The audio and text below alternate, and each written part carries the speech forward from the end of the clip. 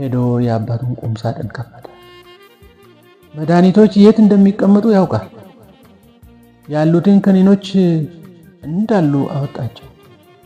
ትናንቱን ማታ ቆጥሯቸዋል። የፓራሲታሞል፣ የአስም በሽታ፣ ራሱም ሲውጠው የነበረ መድኃኒት፣ ሌሎችም የምን እንደሆኑ የማያውቋቸው የተለያየ ቀለም ያላቸው መድኃኒቶች ትልቁም ትንሹም አንድ ላይ ሲደመሩ 14 የፓራሲታሞል ፍሬዎች ያህል ይሆናሉ።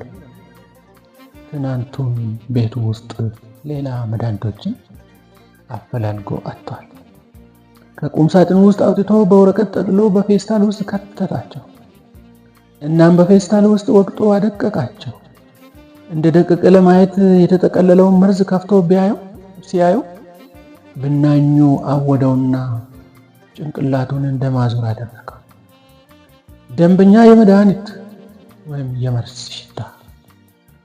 የአባቱን ኮሜዲኖ ቁልፍ ቢያገኝና የሰራው መርዝ ላይ የአይጥ መርዝ ጨምርበት ደግሞ አሪፍ እንደሚሆን አሰበ።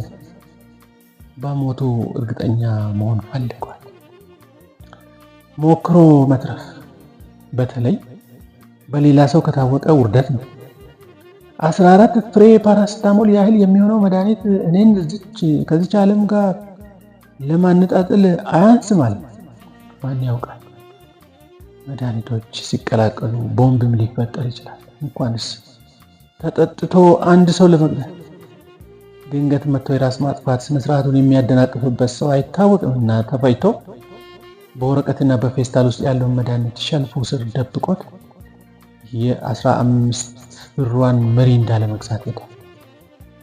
ራሳቸውን ከትዕዛዝ በላይ መድኃኒት በመዋጥ ኦቨርዶዝ ራሳቸውን ሊያጠፉ የሚሞክሩ ሰዎች መድኃኒቶች ብዙውን ጊዜ የመራራነት ጣዕም ስላላቸውና እንደ ኦአርኤስ ማስመለስ ጸባይ ስላላቸው መድኃኒቱ አስመልሷቸው ሊተርፉ ስለሚችሉ ከጣፋጭ መጠጦች ከወይን ወይም ከለስላሳ ጋር አዋህዶ ቢጠጡ የበለጠ ውጤታማ እንደሆነ እንደሚመከር ከኢንተርኔት ላይ አንብቧል። ሚሪንዳውን ለመግዛት ወደ ሱቅ ሲሄድ ራሱን ሊገድል መሆኑን አስቦ እየፈራ ነበር። ይልቅ ላለፉት 3 ዓመታት ያለምንም መታከት ሲመኘው የነበረውን ነገር ባለፈው ዓመት ሊያደርገው ጫፍ ደርሰው መጽሐፍ ከጻፍኩ በኋላ ብሎ ለ1 ዓመት ያራዘመውን እቅዱን ሊተገብር መሆኑ፣ በመጨረሻ የዚችን ዓለም መከራ ሊገላገል መሆኑ እጅግ በጣም አስደስቶታል።